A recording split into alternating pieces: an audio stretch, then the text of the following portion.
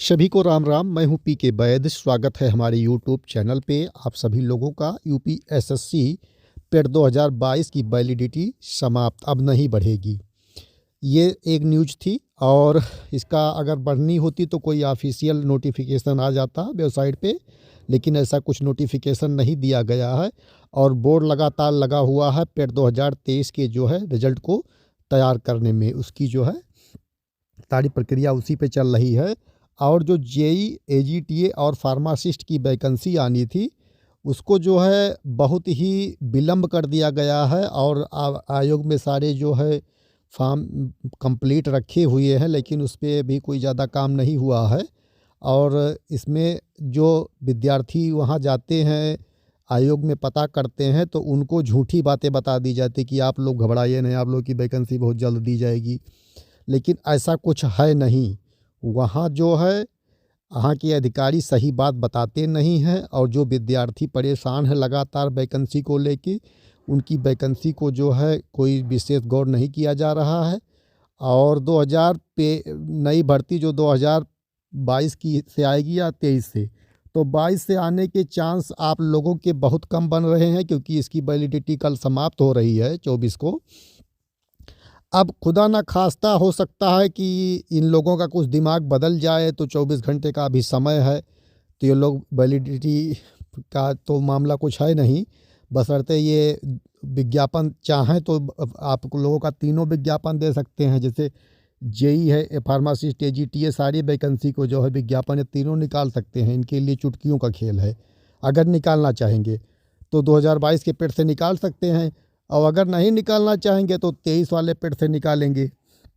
अब कारण क्या है कि जो पहले 2022 के पेट से जो एग्ज़ाम हुए थे उसमें भी अभी ज़्यादातर रिजल्ट आउट नहीं किए गए हैं, और 2023 में भी इन लोगों को दिखाना है कि हमने कितनी वैकेंसियाँ निकाला, कितना रिजल्ट दिया।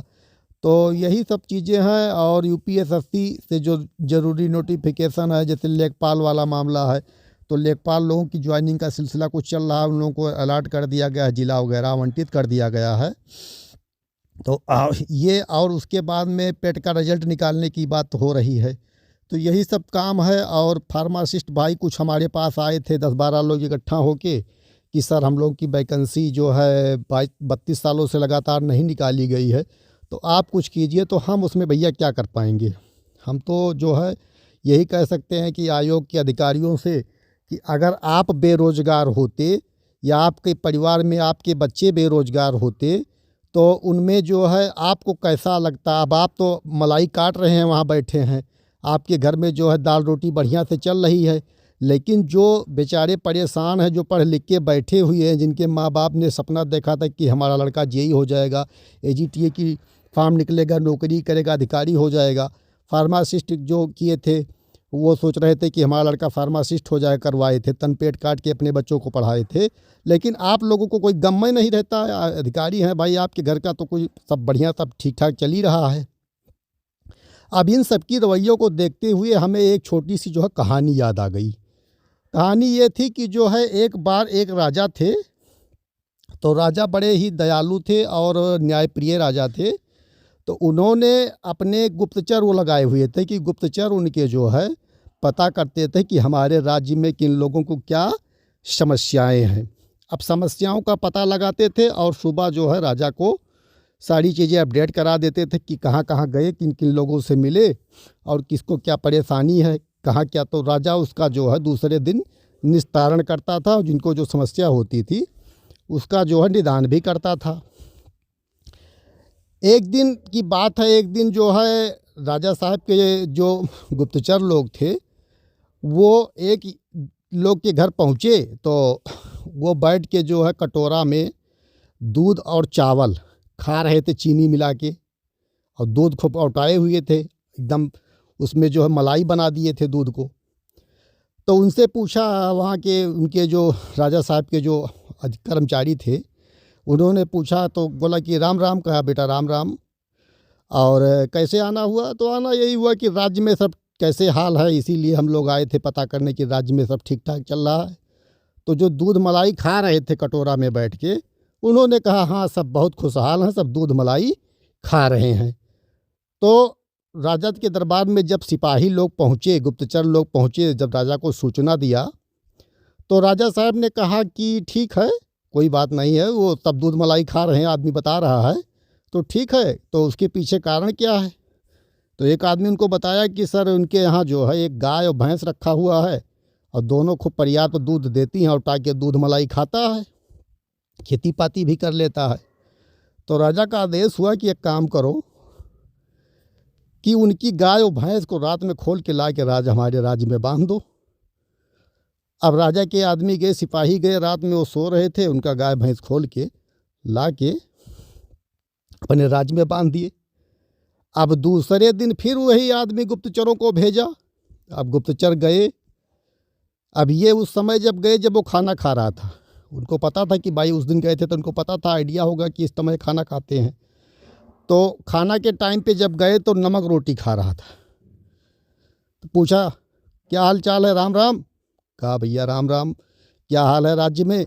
तो बोल रहा है अरे क्या हाल है भैया, सब बहुत दुखी हैं, नमक रोटी खा रहे हैं। तो कहने का तात्पर्य ये है कि जब किसी को किसी प्रकार का कष्ट नहीं होता है और ख़ास करके जो अधिकारी हो जाते हैं, नौकरी पेशे वाले हो जाते हैं, तो उनको दूसरे के बारे में तो चिंता रहती नहीं है कि दूसरे के ऊपर क्या बीतते होगी। दूसरे के माँ बाप बच्चों को पढ़ाए लिखाए हैं, अपने बच्चों को दूर भेज के पढ़ाई लिखाई कराए हैं, तैयारी करा रहे हैं, इलाहाबाद, लखनऊ, दिल्ली, महाराष्ट्र कहीं भी बच्चा पढ़ रहा है, तन पेट काट के माँ बाप किसी तरह बच्चों को पढ़ाते हैं। और जब बच्चा क्वालिफाइड होने के लिए फॉर्म भरा निकालने की बात आती है तो अधिकारी फॉर्म ही नहीं निकालते हैं, रिजल्ट ही नहीं निकालते हैं। तो ये सब चीज़ें हैं, इससे सब सुन के जो है बड़ा पीड़ा होता है, बड़ी गलानी हो जाती है कि कैसे जो है इस तरह का रवैया लोग करते हैं और अपने नौकरी पेशे में जो है दूसरे के बारे में नहीं सोचते हैं, केवल अपना काम वही करते कि अपना काम बनता भाड़ में जाए, जनता वाला मामला है। तो यही सब है भैया, AGTA, JEE और फार्मासिस्ट बंधु, अब आप लोगों का भविष्य जो है बड़ा अधर में है। कुछ लोग कह रहे थे कि सर कल राम जी आ गए हैं, अब राम राज्य की स्थापना हो गई है, अब हम लोगों का कल्याण हो सकता है। तो भैया राम जी इन लोगों को, अधिकारियों को जो है UPSSC के सद्बुद्धि दें कि ये दूसरे के बारे में सोचें और दूसरे के बारे में सोचे तो हो सकता है इनके बारे में, इनके भी बाल बच्चों के बारे में कोई ऊपरा वाला दूसरे वाले सोचे। क्योंकि कारण क्या है कि कर भला तो हो भला और कर बुरा तो हो बुरा। जब आप दूसरे के बारे में अच्छा सोचेंगे तभी आपके बारे में कोई अगला भी अच्छा सोचेगा। अब दूसरे के बारे में अच्छा नहीं सोच रहे हैं तो आपके बारे में अच्छा कोई नहीं सोचेगा। यही सारी चीज़ें हैं, बाकी आप लोग खुद समझदार हैं। धन्यवाद।